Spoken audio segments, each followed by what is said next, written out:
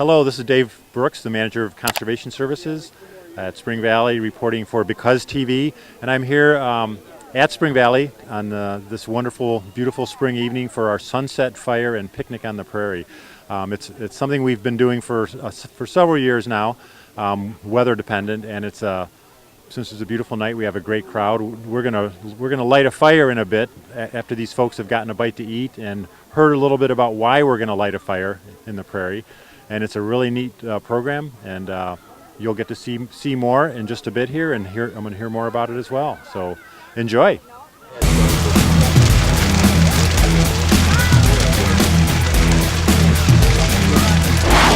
Well, I am here with two of our veteran volunteers, Jan Neely and Lynn Eikenberry, and you both have helped on these sunset burns before, right? Yes, I have. How many have you done of these?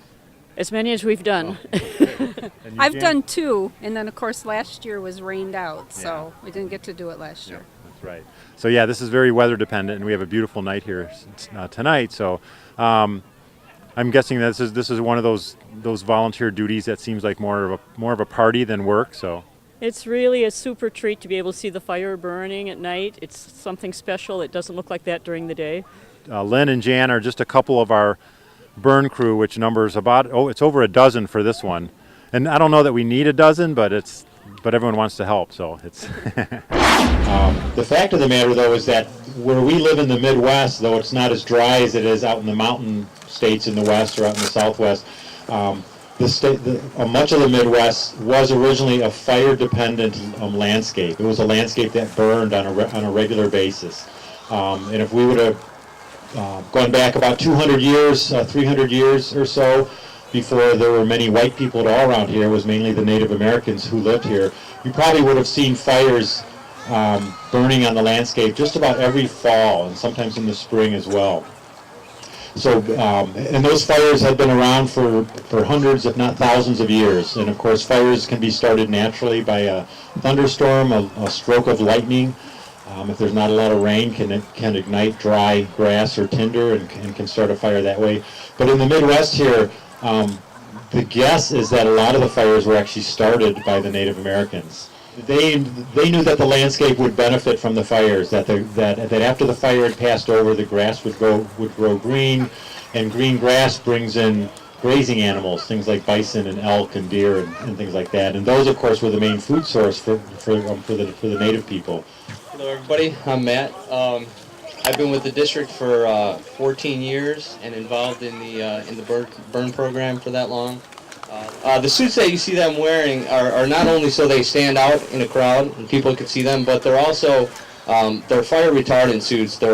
Some of them are made of Nomex, some of them Endura cotton. Some of the tools that we have right here, Matt, my assistant, he's holding what is called a flapper. And that's basically a smothering tool that we use out on the fire lines. Another tool that's on the ground, we have a water backpack, holds 40 pounds or 5 gallons of water.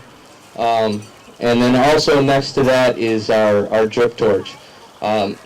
These are just a few tools that we use when we're out there to basically manipulate the fire, manipulate the fuel that's out there in order to make it do what we want it to do.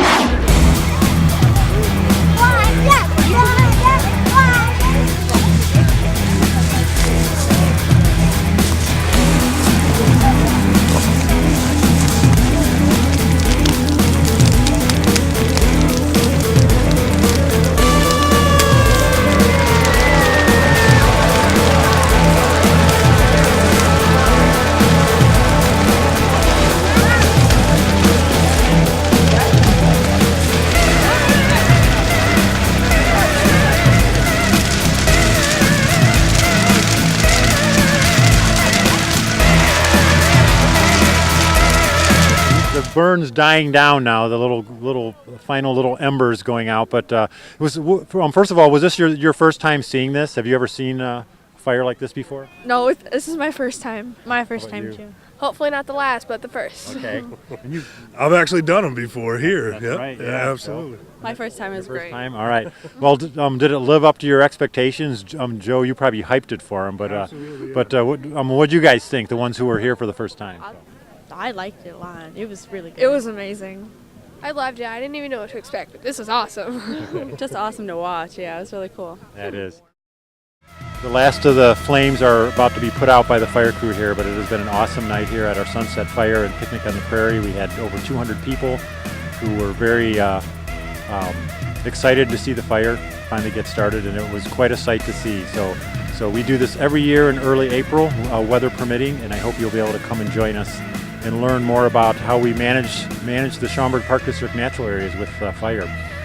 Thanks so much. This is Dave Brooks for BCUZ TV.